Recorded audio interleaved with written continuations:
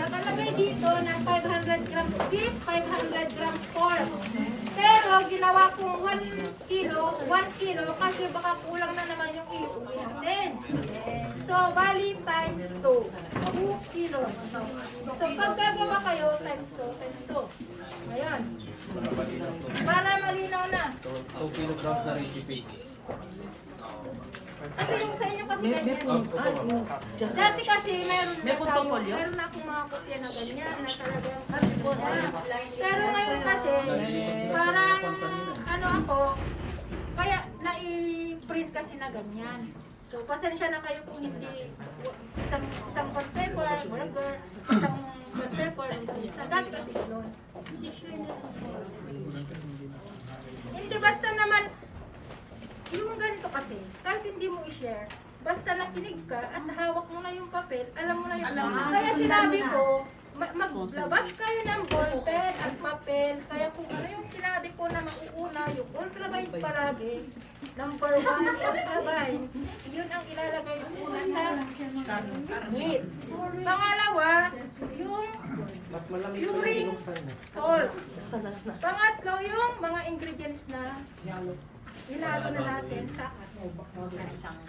So, ano na yun? Ano na, malinaw? Yes, Clear. Hindi ko na ulitin. Ulitin mamaya.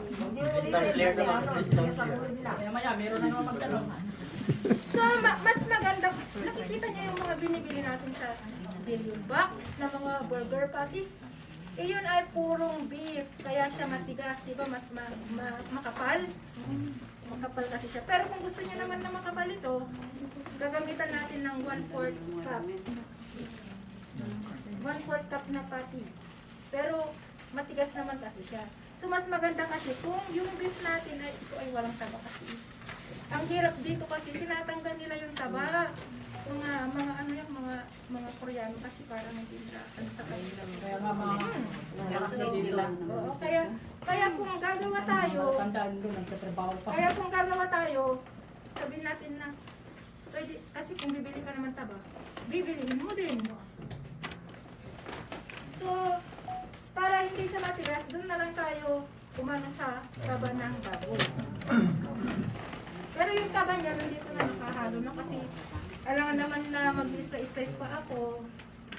Sayang yung oras. Ano pwede pala yun, ma'am? Hindi po Dito naman may nabibili na taba ng baboy. So pag naggawa kayo ng longganisa, sabihin nyo lang na meron ba kayong taba? Minsan hindi. Taba ng baboy. Taba ng bilbil ha? Taba ng baboy. So wala na minsan binibigay lang sa akin yung pagkaan.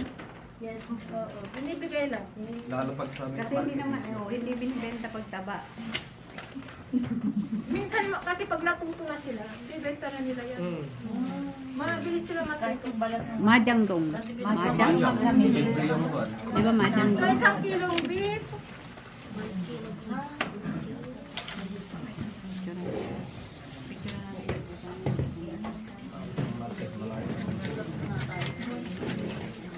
bakit ka pa pupunta naman sa Magyang kung halos pareho naman dyan ang presyo ng baboy? Basta sabihin nyo yung beef naman, ito yung 17,500 per kilo. Itong beef. Mura na rin ito. Pero sa Magyang naman kasi may nabibili yung mga mas mura pa. Opo. Ito kasi pwede siyang pang-steak. Meron bang specific na part sa Pagka sa burger patties naman, wala namang specific kahit na. sa part sa Hindi kagaya ng bibili tayo ng pang-steak talaga. Nasasabihin mo na ganito, malambot, diba? Tenderloin, ganyan. O ano ba ang tawag na ito, yung may buto sa gitna. Basta may yung nalang.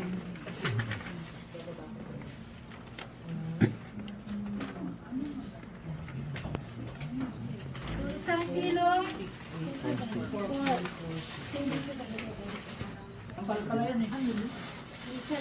Iisa lang yan. Securing salt at saka si fake powder, iisa lang yun.